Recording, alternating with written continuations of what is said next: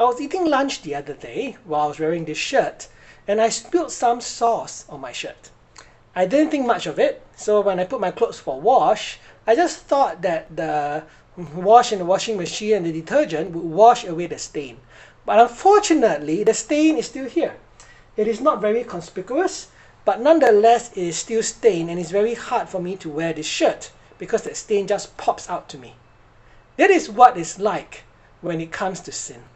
When we sin, the stain is there, and this stain will remain there because we cannot wash it away.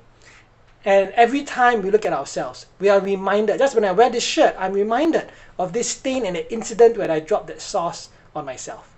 The Bible says in Isaiah 1 verse 18, "Though your sins be like scarlet, they shall be white as snow." When we confess our sins to God, He is the one that will wash our sins away, and there will be no more stains left.